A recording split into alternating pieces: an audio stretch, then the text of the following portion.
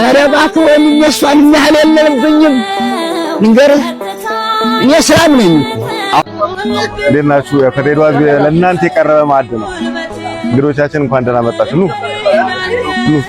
እዚህ ወደ ሐዋሳም ዲላም ጪጩ ገብርኤል የሚባል በጣም ከፍተኛ ገቢ ነው የሚያስገባውና የሚደገም ድግምት አለ። እዛ ታቦት ላይ የሚደገመው ህዝብ አግዝ የሚባል ድግምት አለ።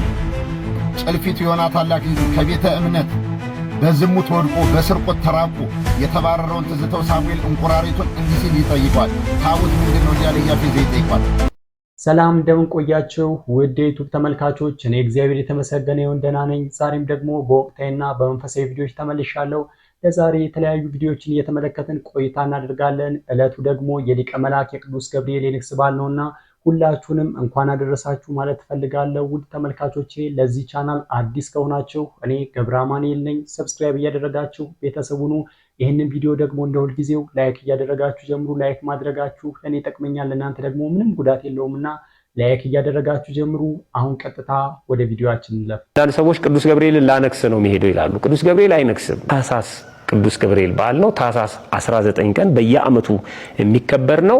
ይሄ ደግሞ ከእስራኤል ወደ ፋርስ ባቢሎን ዳንኤልን ነብዩ ዳንኤልን ጨምሮ ሶስቱ ህፃናት ተማርከው የሄዱበትን እዛ ያሳለፉትን መከራ እግዚአብሔር ያደረገላቸውን ከዛ በኋላ ደግሞ እንዴት አድርጎ ከጣዖት አምልኮ እንዳዳኑት ንጉሱን ራሱን ማለት ነው እንዴት አድርገው እንደቀየሩት የሚተረክበት መጨረሻ ላይ ደግሞ ወደ እሳት ውስጥ ከከተታቸው በኋላ አናንያ፣ አዛሪያ፣ ሚሳኤል ይባላሉ።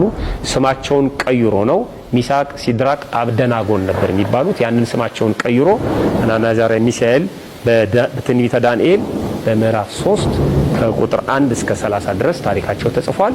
እንዴት አድርጎ ከእሳት እንዳወጣቸው ከዛ በኋላ ያ ጣዖት እንደተሰባበረ ብዙ ደግሞ በእግዚአብሔር ያቺን ባቢሎንን ስለ ሶስቱ ህፃናት ስለ ዳንኤል እንዴት አድርጎ እንደባረካት ቤተክርስቲያናችን ይሄንን የምትተርክበት የምታስተምርበት የሚተረጎምበት ትልቅ በዓል ነው። በዚህ ቀን ደግሞ ተገኝተን ከቅዱስ ገብርኤል ረድኤት በረከት እንካፈላለን ማለት ነው።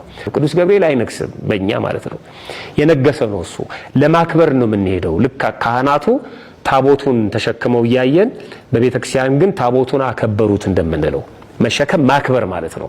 ስለዚህ ታቦት ወጥቶ ውደት ሲያደርግ በበዓሉ መገኘት ማለት በዓሉን ማክበር ማለት እንጂ ቅዱስ ገብርኤልን ማንገስ አይደለም፣ የምናነክሰው አይደለም። እሱ ንጉስ ነው፣ የከበረ ነው። ስለዚህ የቅዱስ ገብርኤል ዓመታዊ በዓላት በቁጥር 4 ናቸው። በቁጥር ማለት ነው ተሰፍረው 4 ናቸው። ከዚህ በላይ ብዙ ታምራት ያደረገባቸው ሌሎች በዓላቶች አሉት። ለምሳሌ በየአብያተ ክርስቲያናቱ በስሙ የታነጹ አብያተ ክርስቲያናት ቅዳሴ ቤታቸው ሲከበርም ይጠራል። በሌሎችም በዓላት ይጠራል። በእልፍ አእላፋት ቅዱሳት መላእክት የሚጠሩበትም በዓል አለ እንደ በቤተክርስቲያናችን ማለት ነው። በመጽሐፈ ስንክሳርም ተመዝግቦ እንደምናነበው። እንዴት ናችሁ? ከሬዲዮ ለእናንተ የቀረበ ማዕድ ነው። እንግዶቻችን እንኳን ደህና መጣችሁ። ኑ ቀመሰኝ፣ በጣም አሪፍ ነው።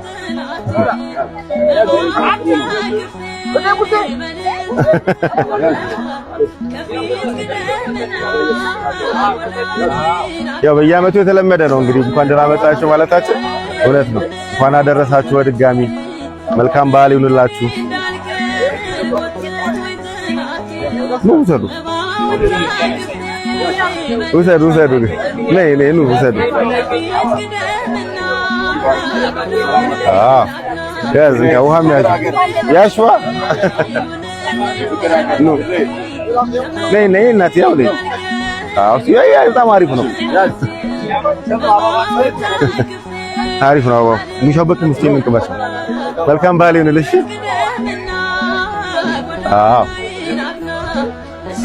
ኑ በዚህ ጋር ያው ይሄን ቀመሰ በጣም አሪፍ ነው። እሺ አሜን። መልካም በዓል ይሁንልሽ። እሺ ኑ ታሪፍ ነው ሬዲዮ አንተ ልጅ ቀመሷት እስቲ ጋሽ።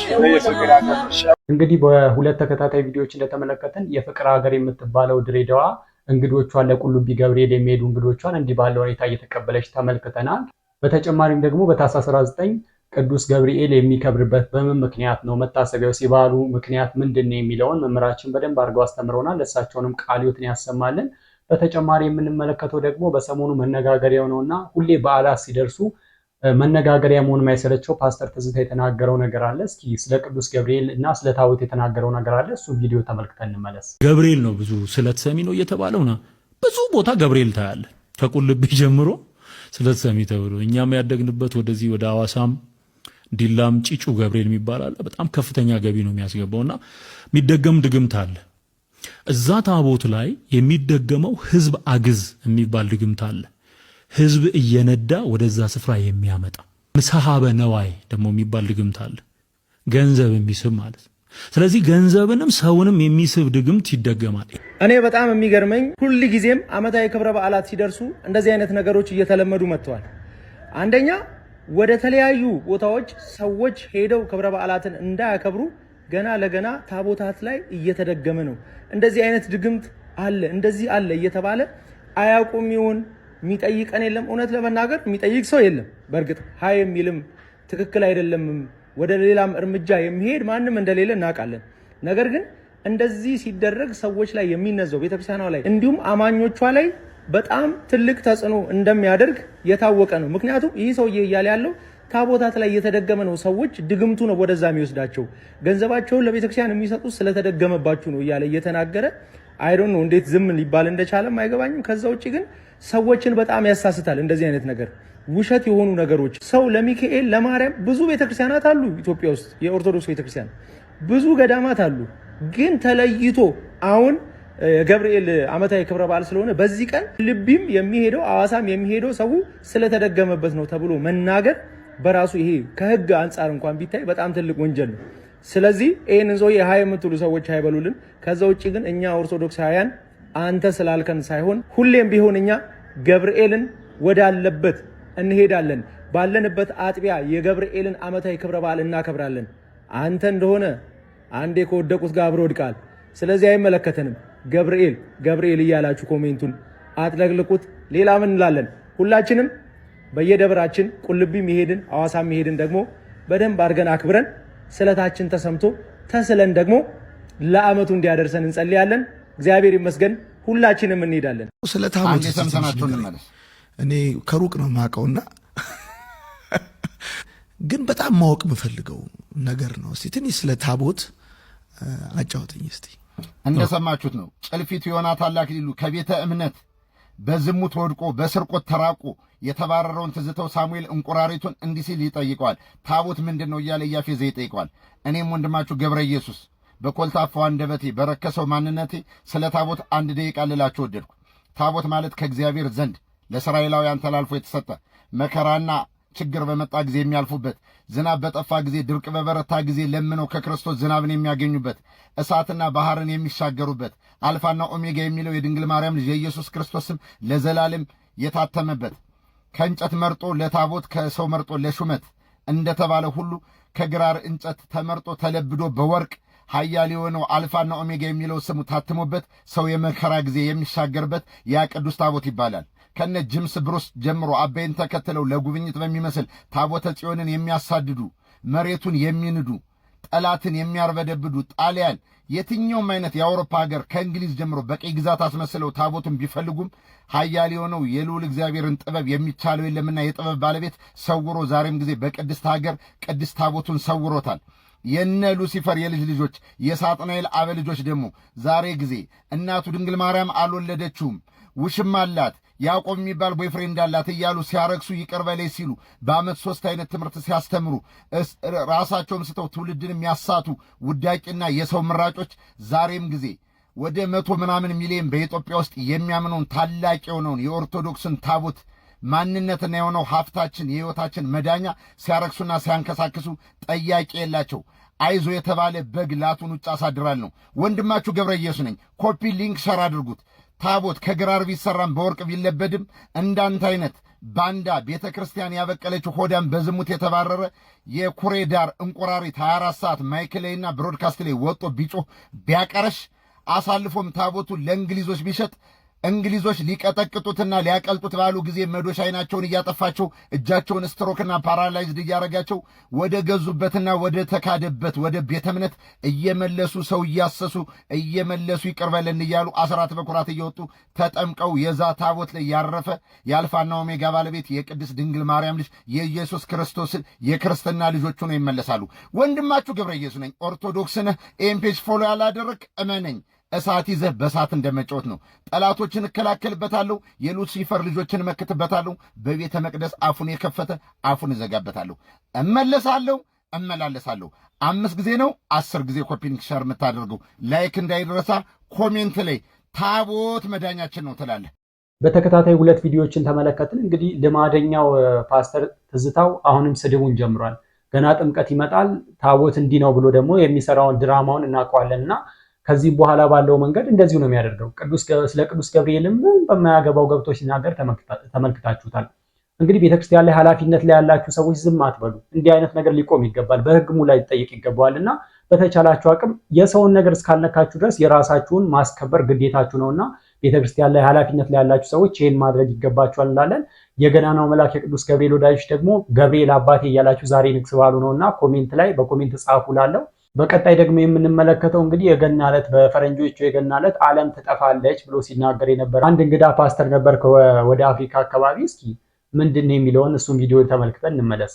መቼም እስካሁን ድረስ ራሱን ፕሮፌት ብሎ እየጠራው የጋናው ፕሮፌት ይከስታል ብሎ ስለተናገረው ነገር ሰምታችሁ ነበር። እኔም የሱን ነገር አላስተጋባም ብዬ ነበር ዝም ያልኩት። ነገር ግን ሁኔታውን ጠቅለል አድርጌ ሲነግራችሁ ዲሴምበር 25 2025 እንደ ፈረንጆቹ አቆጣጠር ዓለም ትጠፋለች። የምትጠፋውም እንግዲህ ከባድ በሆነ ውሃ ነው። በዚህ ምክንያት እንግዲህ እግዚአብሔር እኔን መርጦኛል፣ እንደ ኖህ የተለያዩ መርከቦችን በመስራት እንግዲህ ይህንን ህዝብ አድነዋለሁ ብሎ ተነስቶ ነበር። የመርከቦችን ግንባታ ጀምሮ ወደ 10 መርከቦችን ገንብቶ ነበር። እንደ ኖህ ትልቅ ባይሆኑም ነገር ግን ትንሽ ገዘፍ ያሉ ነበሩ። እናም የዓለም መጨረሻ ነው ብሎ ያለው ዲሴምበር 25 ቀን መጣ። የዛን ቀን ምንም አልተፈጠረም። ዝናብ ራሱ ጠብ አላለም ነበር። ሰማዩ ራሱ ደረቅ ነበር። እሱም በነገራቸው ምክንያት ንብረታቸውን ሸጠው ቤታቸውን ሸጠው በዚህ መርከብ ለመግባት ብዙ ሰዎች ወደ ቦታው ሄደው ነበር፣ በብዛት ማለት ነው። ዓለም ጠፋለች፣ መጨረሻዋ ነው፣ በዚህ ነው የምትድኑት ብሏቸው ስለነበር ማለት ነው። ታዲያ ዓለምም አልጠፋችም፣ ዝናብም አልዘነበም። የተናገረው ነገር ውሸት እንደሆነ ታወቀ፣ ተደረሰበት። ታዲያ የትንበያው ሳይሳካለት ሲቀር እሱ ምን ቢል ጥሩ ነው? የተናገርኩት ነገር ውሸት ነው ሐሰት ነው ብሎ ይቅርታ ከመጠየቅ ይልቅ ወደ ፈጣሪ ጸሎት አድርጌ በእኔ ምክንያት ቀኑ ተራዝሟል ብሎ ተናግሯል። በመጨረሻው ቀን ማለትም በዚህ ቪዲዮ እንደተናገረው ከሆነ አይዟችሁ አትጨናነቁ፣ ይህ ነገር ካሁን በኋላ የሚከሰት ከሆነ ብዛት ያላቸውን መርከቦች እንሰራለን፣ ብዛት ያለውን ሰው እንድናስገባ ብሎ ተናግሯል ማለት ነው ለማስተባበያ። በተጨማሪ ምን ቢል ጥሩ ነው? እኔ ዲሴምበር 25 አልኩ እንጂ መቼ ዓመተ ምህረቱን ጠቀስኩ ብሎ አለ። የዚህ ነብይ ደግሞ ነገር ይለያል ነው። በቃ የገና ዕለት በ25 ምድር ትጠፋለች በውሃ ብሎ ነበር። ይሄ መጽሐፍ ቅዱስን ካለማወቅ የተነሳ ነው። መጽሐፍ ቅዱስ ላይ እግዚአብሔር ለኖህ ምሎለታል። ከእንግዲህ ወዲህ በውሃ ላይ አጠፋ የሰው ልጅ በቃል ኪዳን በቀስተ ደመና አማካኝነት መሐላ አድርጎለታልና ይህንንም ካለማወቅ የተነሳ ብዙዎች ንብረታቸውን እየሸጡ ከጥፋት ሊተርፉ ሲሯሯጡ ነበር። እንግዲህ ቀኑ መጣ፣ አሁን አለፈ። ደግሞ ሰውየውም በድፍረት ውስጥ ሆኖ ዓመተ ምህረቱን አልተናገርኩም እያለ ይገኛል። እንግዲህ የዚህ የቀልደኛ ነቢይ ነገር መቼ እንደሚፈጸም ትንቢቱ መቼ እንደሚፈጸም አይታወቅም። እንግዲህ እንደዚህ እያደረጉ ነው የሚጫወቱባቸው።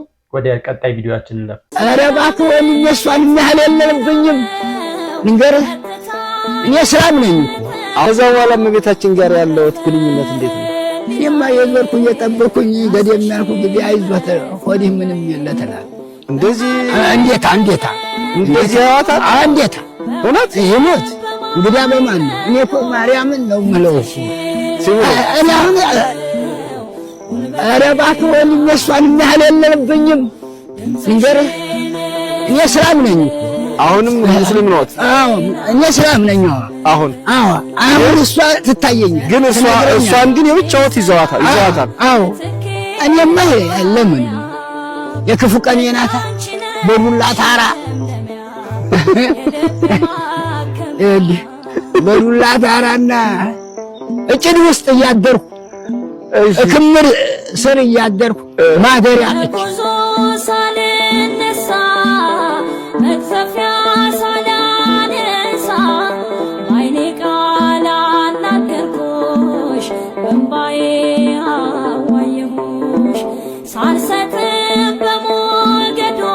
እንግዲህ የድሮዎቹ ሙስሊሞች ከክርስቲያን ጋር ለመኖር ምንም ችግር የሌለባቸው ነበር። ወሃቢያዎች ከመጡ በኋላ ነው ችግር መፈጠር የጀመረው። በአርሲ ላይም እንግዲህ ግድያ የሚያደርጉት የሚፈጽሙት እነሱ ራሳቸው ናቸው። እና የድሮዎቹ ክርስቲያኖቹም የነሱን ሃይማኖት አክብረው እነዚህም ደግሞ የኛን ሃይማኖት አክብረው በጣም ተቻችለው ነበርና የሚኖሩት።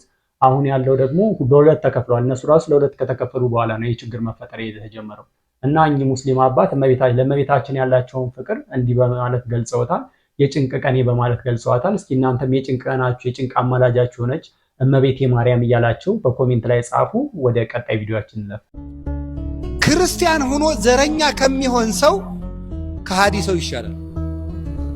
ይሄ በጣም ከፍተኛ የሆነ ኃጢአት ነው። እኛውን ኃጢአት የሚመስለን ወይ ነፍስ መግደል ብቻ ነው ወይ ስርቆት ብቻ ነው።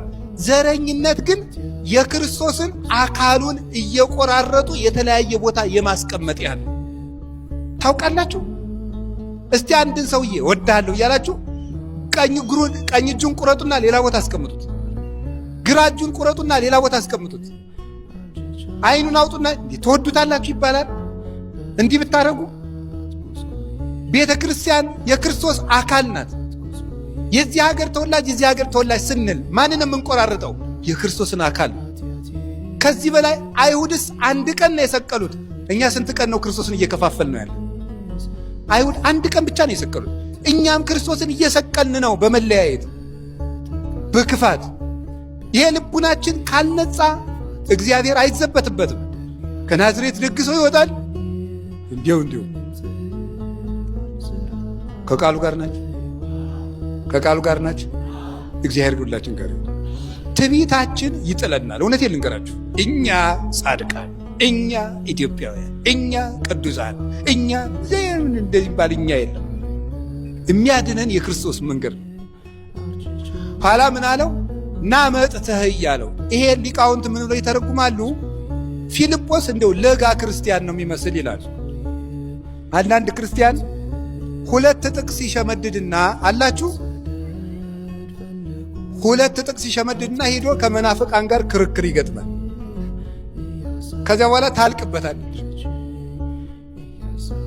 ማቴዎስ ወንጌል ምዕራፍ እንትን ቀጥልሽ፣ ዮሐንስ ወንጌል ምዕራፍ እንትን ቀጥል ጨምር አልቋል።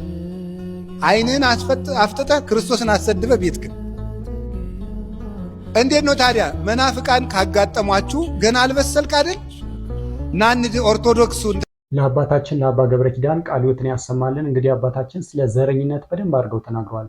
ዘረኝነት መጽሐፍ ቅዱስ ላይም ተመልክታችሁ ከሆነ እግዚአብሔር ፈጽሞ የሚጠላው ነገር፣ እግዚአብሔር ነፍሱ ትጸየፈዋለች ነው የሚለው እንደውም እና ዘረኛ ሆኖ ማንም አይጸድቅም፣ መጽደቅ አይቻልም። ምክንያቱም የክርስቶስን አካል መከፋፈል ነው። እግዚአብሔር አንድ ብሎ የተፈጠረውን የሰው ልጅ በዚህ በኩል በዛ በኩል እያሉ መከፋፈል ነውና የእግዚአብሔር ነፍስ የምትጸየፈው ነገር በቤተክርስቲያንም ሆኖ አገልግሎት ውስጥ ብንሆን እንኳን ዘረኝነት በውስጣችን እስካለ ድረስ የእግዚአብሔር ነፍስ የምትጸየፈውን ነገር እየሰራን ልንጸድቅ አንችልምና እግዚአብሔር ልቦናችንን ይመልስልናለን።